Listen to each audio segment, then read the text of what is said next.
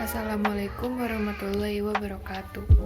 Perkenalkan, nama saya Naila Putri Amalia dari kelas 10 IPS 4. Hari ini saya akan memberikan opini saya tentang sistem pembelajaran jarak jauh. Sejak diumumkan kasus COVID-19 pertama oleh Presiden Joko Widodo bersama Menteri Kesehatan Terawan Agus pada awal Maret 2020, banyak terjadi perubahan di segala bidang, termasuk di bidang pendidikan, hingga diperlakukan PSBB atau pembatasan sosial berskala besar di beberapa wilayah.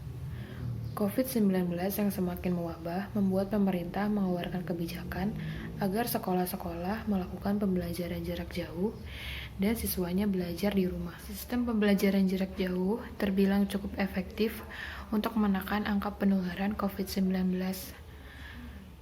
Para pelajar mulai dari jenjang SD hingga perkuliahan diharuskan belajar masing-masing di rumah. Pembelajaran jarak jauh mendapatkan pro dan kontra dari masyarakat. Kondisi pembelajaran jarak jauh saat ini belum dapat disebut ideal, sebab masih terdapat berbagai hambatan yang dihadapi. Hambatan tersebut sekaligus menjadi tantangan dalam pelaksanaan pembelajaran jarak jauh, mengingat pelaksanaan pembelajaran jarak jauh merupakan keharusan agar kegiatan pendidikan tetap dapat terselenggara di tengah darurat pandemi COVID-19 yang terjadi saat ini. Hambatan yang dihadapi dalam pelaksanaan pembelajaran jarak jauh antara lain berkaitan dengan kesiapan sumber daya manusia, kurang jelasnya arahan pemerintah daerah, belum adanya kurikulum yang tepat, dan keterbatasan sarana dan prasarana, khususnya dukungan teknologi dan jaringan internet. Kesiapan sumber daya manusia meliputi pendidik, guru dan dosen, peserta didik, dan dukungan orang tua, merupakan bagian terpenting dalam pelaksanaan pembelajaran jarak jauh. Banyak keluhan baik dari pendidik, peserta didik, maupun orang tua terkait pelaksanaan belajar dari rumah. Banyak pendidik yang mengeluhkan terbatasnya ketersediaan sarana teknologi, kemampuan pengoperasian maupun keterbatasan jaringan internet di beberapa daerah. Dari sisi akses, tantangan bagi pemerintah adalah ketika pembelajaran jarak jauh dilaksanakan di wilayah yang aksesibilitas, infrastruktur, dan literasi digitalnya masih rendah. Berdasarkan hasil survei nasional penetrasi pengguna internet 2018,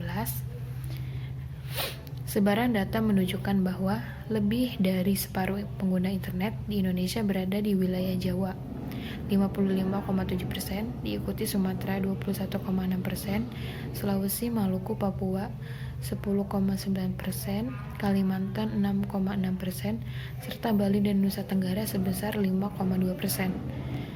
Salah satu kesulitan yang dihadapi dalam proses belajar dari rumah adalah keterbatasan internet, baik dari ketersediaan jaringan maupun kuota untuk mengakses pembelajaran jarak jauh. Serta masih banyak ditemukan guru, siswa, dan orang tua yang belum mampu memanfaatkan teknologi untuk melakukan pembelajaran daring. Selain itu, kesehatan mata yang menjadi taruhannya karena terpapar radiasi sinyal handphone atau gawai selama berjam-jam.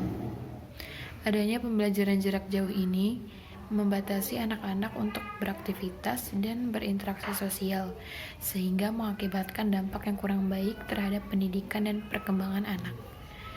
Fegert et al. Menyebutkan bahwa adanya COVID-19 memberikan banyak tekanan pada anak-anak, remaja, dan keluarga mereka yang dapat mengakibatkan kesusahan, masalah kesehatan mental, dan kekerasan. Stigma dan diskriminasi terkait COVID-19 dapat membuat anak-anak lebih rentan terhadap kekerasan dan tekanan psikososial.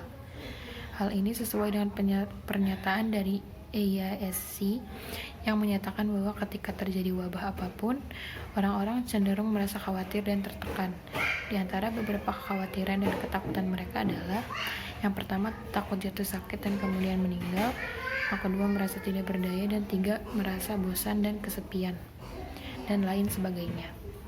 Pandemi COVID-19 tidak hanya berdampak pada kesehatan fisik, namun kesehatan mental seseorang menjadi sangat rentan. Siswa yang mengalami perubahan drastis dalam proses pembelajaran juga rentan mengalami gangguan dalam kesehatan mental. Dengan demikian, besarnya dampak kesehatan mental akibat pandemi COVID-19, terutama pada siswa, sangat penting untuk dianalisis.